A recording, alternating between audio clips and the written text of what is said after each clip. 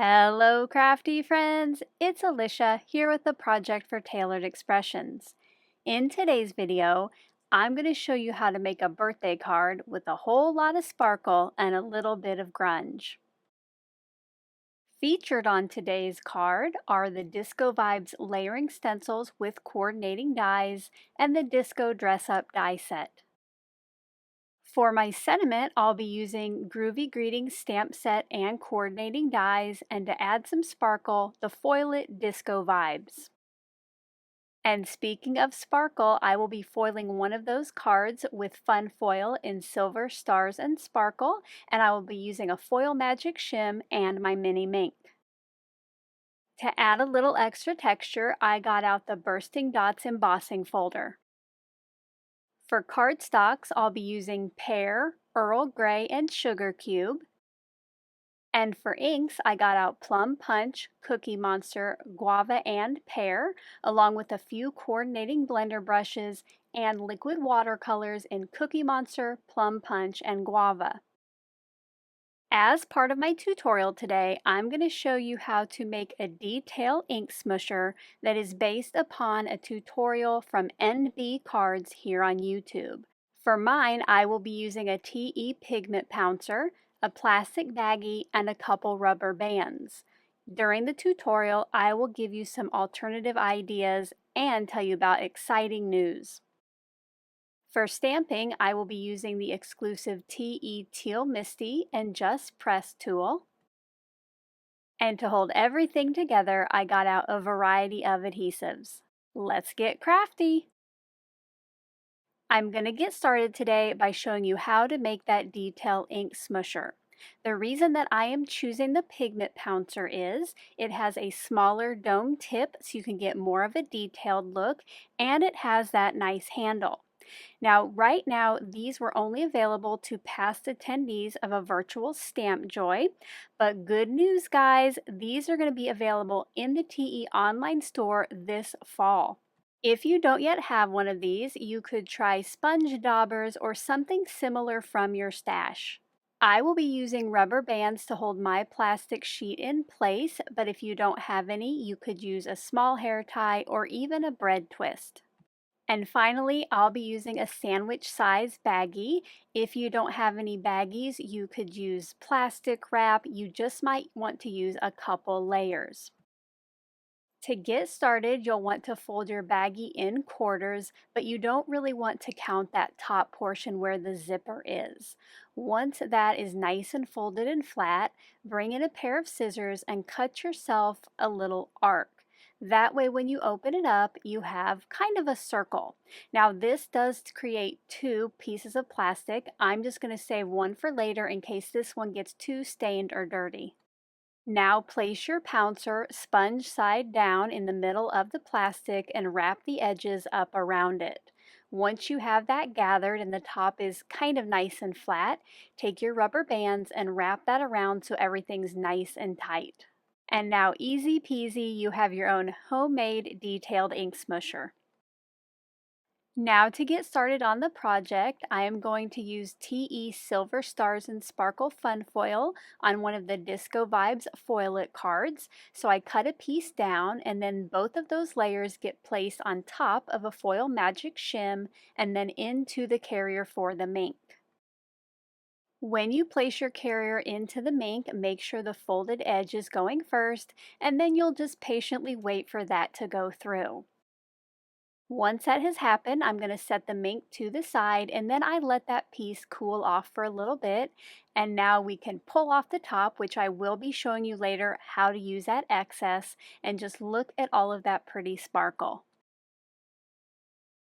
Now I'm going to add some color to the disco balls by using the coordinating stencils. You'll see here that the foil that I chose does match up with stencil number 1, so for now I'm just going to set that to the side. I got stencil number 2 set up using the alignment squares, and then I held it down with a couple pieces of removable labeling tape. For this first layer, I'm using Guava ink, so I just load my brush with ink and then using clockwise and counterclockwise motions, I fill in those openings until I like the shade of the color. I'm going to get the next stencil put in place, once again using those alignment guides and tweaking as needed. This is stencil number 3 from the set, and for this I'm using Plum Punch and the same technique as with the last color. Let me know down in that comment section below what color palette you'll use for your disco balls. And for the final stencil, once again using the same techniques, but this time I ink blended with Cookie Monster. Once that was all laid down, it was time for the big reveal. I just love all of the sparkle and that color palette. Now you could definitely cut this panel down and put it right onto a card base, but I'm going to use a coordinating dies to cut out each of those disco balls. To add a little extra texture to the background, I am using the Bursting Dots embossing folder, and I cut a piece of sugar cube to 4¼ by 5½. Now I know I want that center part where the dots are bursting out of to be kind of down and to the right of my card front. So you'll see here when I put that into the folder, I'm very intentional with how I place it. Here's a look at that embossed. Again, it's just a very subtle texture. Now to help me figure out where the ink smooshing will be, I brought in the dies that I used to cut out each of the disco balls, and I spent a little time arranging those onto the embossed piece, and once I had them where I liked them, I brought in a pencil and very lightly drew a line inside of where those dies would cut. This is just going to give me an idea of where to add the color. And now it's time to get a little grungy. Bring back in that homemade ink smusher. You'll want something to put your liquid watercolor on. For me, I'm using the mini TE glass board, and my first watercolor I'm using is Plum Punch.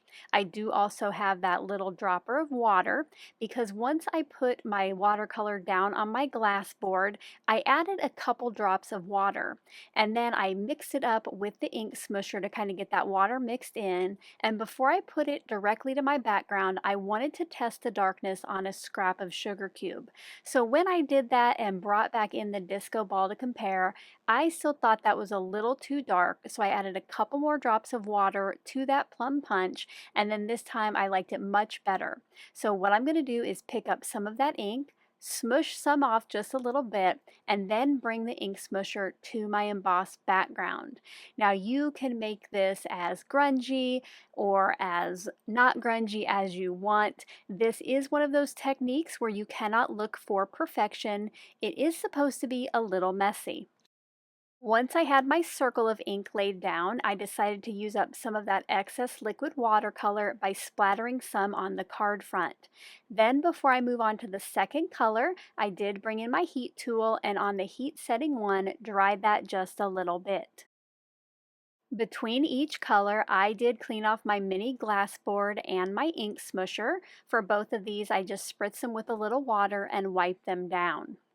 For my second color, I will be using Guava, and I'm going to use this same process, and for this one I will be ink smooshing around the heart shape. I thought the pink color was appropriate for that, and I used the same techniques as before, and when I thought I had enough color laid down, I would bring in my heart disco ball to make sure it showed at the background, and then once again to use up some of that extra ink, I did some splattering. Once again, before I moved on to the next color, I dried the background and then cleaned off my tools. I used Cookie Monster for the small circle disco ball, and one thing that I haven't mentioned yet is I am just using plain sugar cube cardstock, but if you feel like you are going to use a lot more water, you could definitely use a watercolor cardstock. Here's a look at the finished background. With the ink smooshing, because you're tapping around and layering areas, you do get a variation in shades. Off camera, I cut 3 disco ball hangers out of Earl Grey cardstock, and so I know where those need to go. I temporarily tacked down each of my disco balls, and now I'm going to add glue to the back of the hangers. Now for me, I just put a little liquid glue on the side of my hand and ran the hangers through it. You could always try to add the liquid glue to the hanger itself, or you could put it on a sticky sheet before you die cut it. For me, this is easy, and then later I can just wipe that away.